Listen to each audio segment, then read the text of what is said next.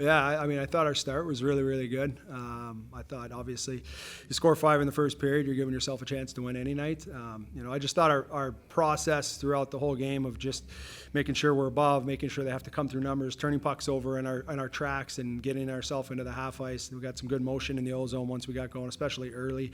I thought, in general, just the start set us up for the rest of the game. I did think we had some moments. Obviously, we had to kill some penalties. We had a couple 5-on-3s. We had a couple situations where they had the opportunity to grab some momentum, and I thought we did a good job with our kill to fend that off. And obviously, we gave up one off in the first 5-on-3, but we killed the next ones off, and I thought we did a really good job after that. Defended the right way, had some scrambling moments in the D zone towards the end of the game, but we packed ourselves back in. We won our net front. Coley made some big saves, and obviously we find a way to put up 7, and it's a pretty good moment for us here moving into tomorrow. You talk about them being a volume team. You Yeah. saw that with the amount of shots. Yeah. They were able to control some more Yeah. of the possession as the game went on. What Yeah. did you like about how the team was able to kind of hold them off though, and then get a couple empty netters too? Yeah, I thought we just stayed calm. I don't think we got panicky at all. The bench was calm.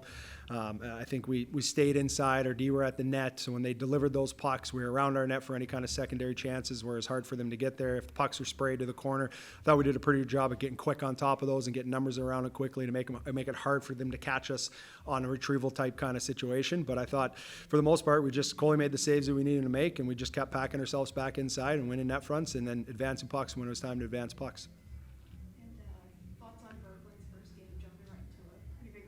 Yeah, really good, really good. Obviously, he's incredibly smart. You can see how he is, especially offensively below the goal line when he gets the puck on a stick. He's really good at holding guys off. He can slip through some checks. He holds and cuts back and makes little slip plays. It looks like he's never in a panic when the puck's on his stick. Defensively, he understands the job. He does a good job at being and supporting the puck in the defensive zone, being there for any kind of doubles that we need to have. So I thought, in general, I mean, you look at Kubal, you got Berglund, and you got Thompson, 3 very young players that were playing down the middle of the rink today, and they all did a very good job.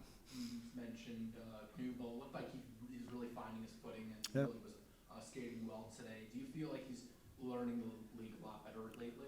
Yeah, I think he's a highly intelligent player. So, I think he's going to figure it out quickly. And that's the one thing I found with all of the players that we've brought in here is they have a high hockey IQ, and they're able to adjust quickly and understand what the adjustments are going to be and how it's going to look and not kind of feeling their way through it. Their brain is working like, okay, I can't do that here. I got to do this. And even inside of our practices, they're talking about those situations, which it's important for them as they transition from college to pro. And Berglund went from Sweden and the top league over there. He's playing pro against men, but it's a bigger ice there. It's smaller here, and just recognizing that the space and the time is a lot different. So I think everybody that stepped in has done a really good job at transitioning and understanding the differences between the leagues. And you mentioned the start where you got off to a hot start, and it looked like you guys were playing with everything.